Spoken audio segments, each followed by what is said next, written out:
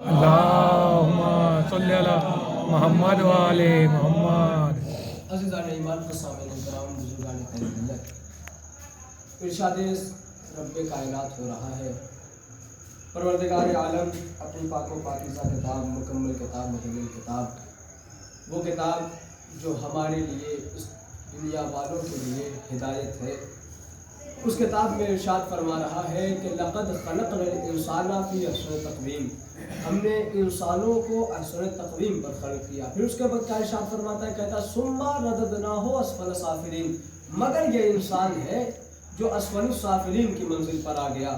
اب میں سوال کروں گا پروردگار عالم، تو کہہ رہا ہے لقد خلقنا الانسان فی احسن تقویم، ہم نے انسانوں کو احسن تقویم پر خلق کیا، آخر کیا وجہ ہے؟ تو یہ کہہ دیتا کہ ہم نے حیوانوں کو احسن تقویم پر خلق کیا، ہم نے درختوں کو احسن تقویم پر خلق کیا، ہم نے جناتوں کو احسن تقویم پر خلق کیا، ہم نے فرشتوں کو احسن تقویم پر خلق کیا۔ آخر وجہ کیا ہے کہ جو یہ تو کہہ رہا ہے کہ لقد خلقنا الانسان فی احسن تقویم، ہم نے انسانوں کو احسن تقویم پر خلق کیا؟ عجب نئی آواز آئے گی کہ دیکھو یہ دنیا آزمائش گاہ ہے، میں اس دنیا پر اپنے بندوں کو اس لیے پیدا کر رہا ہوں کہ ہم اسے اپنے احسن طریقے سے پیدا کر کر اسے اس کی جانب چھوڑ دیتے ہیں کہ جاؤ اب تمہارے اندر میں یہ دیکھنا چاہتا ہوں جو میں نے تمہیں احسن تقویم پر خلق کیا ہے کہ تمہارے اندر کی اطاعت، تمہارے اندر کی طاقت کتنی ہے کہ تم اپنے پروردگار عالم کو کس طریقے سے پہچانتے ہو، اس کی شناخت کیسے کرتے ہو۔ اس نے سبیلیں لگا دی، بتا دیا کہ نماز کیسے پڑھنا ہے، روزہ کیسے رکھنا ہے، حج کیسے کرنا ہے، تمام چیزوں کو بتا دیا۔ اب ہمارے اوپر یہ ڈیپینڈ ہے کہ ہم اس کی عبادت کیسے کریں، ہم اس کی اطاعت کیسے کریں، ہم اس کے نبیوں کو مانیں کیسے، اس تک پہنچے کیسے، اس تک ہماری رسائی کیسے ہو۔ ہماری رسائی کے لیے اس نے پیغمبروں کو بھیجا، نبیوں کو بھیجا، اولیاءوں کو بھیجا، تمام راستوں کو مہیا کرنے کے بعد کہتا ہے لقد خلقنا الانسان فی احسن تقویم، ہم نے انسانوں کو احسن تقویم پر خلق کیا، ثم رددناہ اسفل السافلین، مگر یہ انسان ہے جو اپنے اندر اتنے گناہوں کو اکٹھا کر لیتا ہے کہ وہ اسفل السافلین کی منزل پر آ جاتا ہے۔ خلقنا الانسان احسن تقویم کی منزل سے گرا کر اسفل السافلین کی منزل پر آ جاتا ہے۔ یہ انسان ہے جو گناہوں کے چلتے، اپنے ان بدکاروں کے چلتے، اپنے بدعمالوں کے چلتے اپنے آپ کو بد کردار بنانے کے باوجود بھی وہ کس پر آ جاتا ہے؟ اسفل السافلین کی منزل پر آ جاتا ہے۔ پھر انسان کے پیدا کرنے کا مقصد بھی پروردگار عالم کیا بہترین طریقے سے فرماتا ہے کہ ہم نے انسانوں کو پیدا ہی نہیں کیا سوائے اس کے کہ وہ میری عبادت کریں۔ غور کیجئے گا، پروردگار عالم کہہ رہا ہے کہ ہم نے جن و انس کو پیدا ہی نہیں کیا سوائے اس کے کہ وہ میری عبادت کریں۔ اب ہماری عبادت کا مقصد پروردگار عالم نے بتا دیا کہ ہمارے پیدا ہونے کا مقصد بتا دیا کہ ہم اس دنیا میں آئے ہیں کس لیے، ہمارا مقصد کیا ہے۔ ہمارا ایم، ہمارا مقصد، ہمارا ہدف یہی ہے کہ ہم اس کی عبادت کریں۔ اب عبادت کا طریقہ کیا ہے؟ عبادت کا طریقہ یہ ہے کہ نماز پڑھو، روزہ رکھو، حج کرو، زکوٰۃ دو، خمس ادا کرو، تمام تر چیزوں کو بجا لاؤ، تمہاری عبادت ہوگی۔ اب عبادت میں اور بھی چیزیں شامل ہیں، مثلا رسول نے بھی فرمایا دیکھو اگر تم یہ چیزیں نہیں کر سکتے ہو مگر تم نہیں کرتے، آؤ میں تمہیں اور آسان راستہ بتاتا ہوں، آ جاؤ در حیدر کرار پر۔ رسول نے فرمایا ذکر علی نے بادا، حب علی نے بادا۔ غور کیجئے گا، وجہ علی نے بادا، علی کے چہرے کی طرف دیکھنا عبادت، علی کے چہرے کی طرف دیکھنا عبادت، علی کا ذکر کرنا عبادت، علی کی محبت عبادت۔ عزیزان ایمان، ایک مرتبہ کسی نے سوال کیا، یا رسول اللہ آپ کہہ رہے ہیں علی کے چہرے کی طرف دیکھنا عبادت، میں تو اندھا ہوں، میں اس عبادت سے محروم ہو گیا۔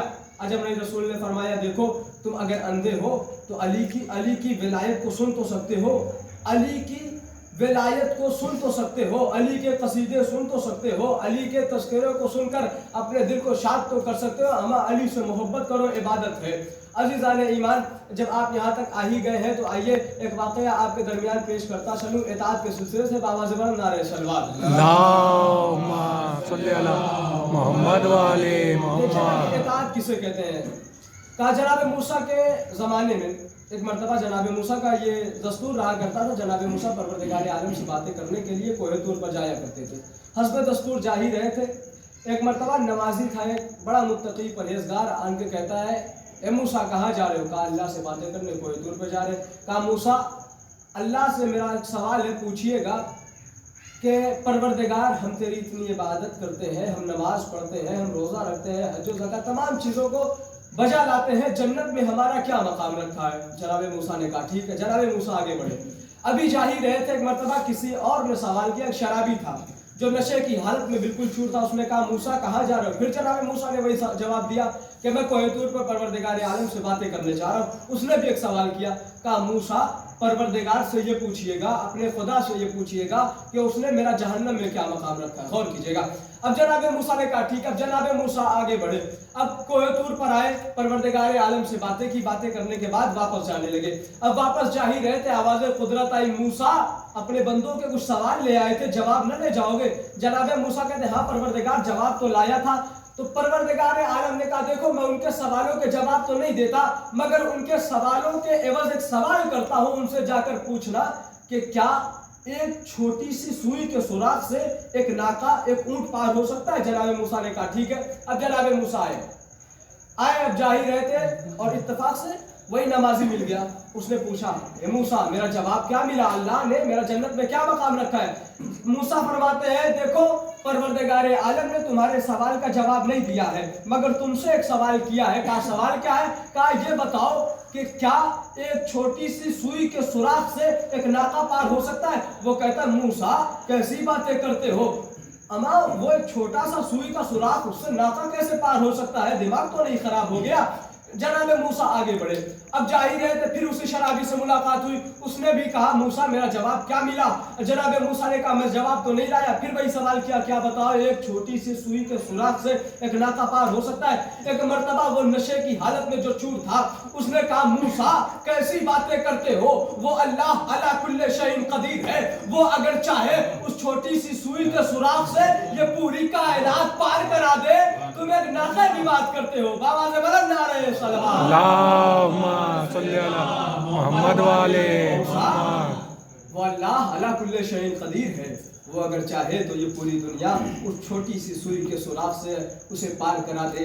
دیکھیے وہ عبادت گزار تھا، نمازی تھا، متقی تھا، سب کچھ تھا، مگر اس کے اندر اطاعت نہیں تھی. یہ شرابی تھا، سب کچھ اس کے اندر، تمام چیزیں دنیا کی جتنی غلطیاں تھیں اس کے اندر یکجا تھیں، مگر اس کے اندر کیا تھا؟ ایمان تھا، پروردگار عالم کی اطاعت تھی. غور کیجئے گا، یہ اطاعت ہی تھی. ہم نے اطاعت کو کیا کیا دیکھا آپ کو، آئیے میں بتاؤں اطاعت کہاں کہاں ہمیں نظر آئی. کہا اطاعت ہمیں کربلا میں کیا خوب نظر آئی. اطاعت آپ کو میں بتاؤں اطاعت کتنی بہترین نظر آئی کربلا میں. اطاعت سے بہتر راستہ کربلا کے علاوہ ہمیں کچھ دکھتا ہی نہیں، اس لیے کہ امام حسین نے کربلا میں ایک چراغ کو بجھایا، 72 چراغ روشن ہو گئے. اللہ اللہ.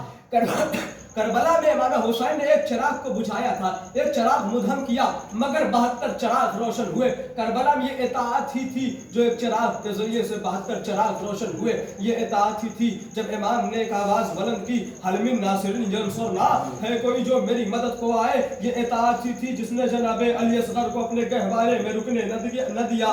اللہ اللہ. ارباب عذاب و وقت بھی آیا، جناب علی اصغر کو امام نے اپنی آغوش میں لیا. کیا دیکھا؟ بیٹے کی زبان خشک ہو گئی ہے. لیا، کہا اے ام رباب لاؤ میں جناب علی اصغر کو پانی پلا لاؤں، میرا بچہ بڑا پیاسا ہے. اللہ اللہ. جیسے یہ آغوش میں لینا تھا، اب میدان قتال کی جانب آئے. امام جناب علی اصغر کو اپنے آغوش میں لیے آئے، آن کے کہتے ہیں اے یزید کے لشکروں والوں سنو، تمہاری نظر میں میں خطا کار ہوں، مگر اس بچے نے تمہارا کیا بگاڑا ہے، اسے ایک گھونٹ پانی دے دو. ایک مرتبہ یہ جیسے فقرہ سننا تھا، لوگوں نے کوئی جواب نہ دیا، بلکہ ایک مرتبہ آواز آئی اینا اینا ہرملا.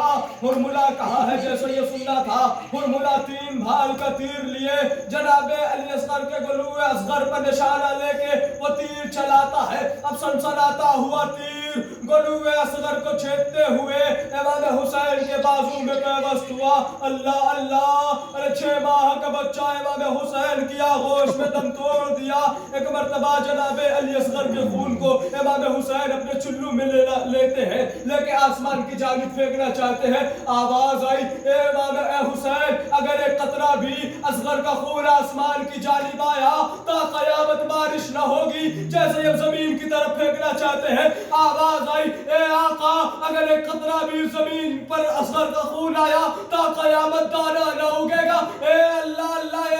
جیسے یہ فقرہ سننا تھا، امام حسین نے جناب علی اصغر کے خون کو اپنے چہرے پر ملا. ملنے کے بعد کہتے ہیں انکار آسماں کو ہے، راضی زمین نہیں. اصغر تمہارے خون کا ٹھکانہ کہیں نہیں، اصغر تمہارے خون کا ٹھکانہ کہیں نہیں. وسيعلم الذين ظلموا أي منقلب ينقلبون. إنا لله وإنا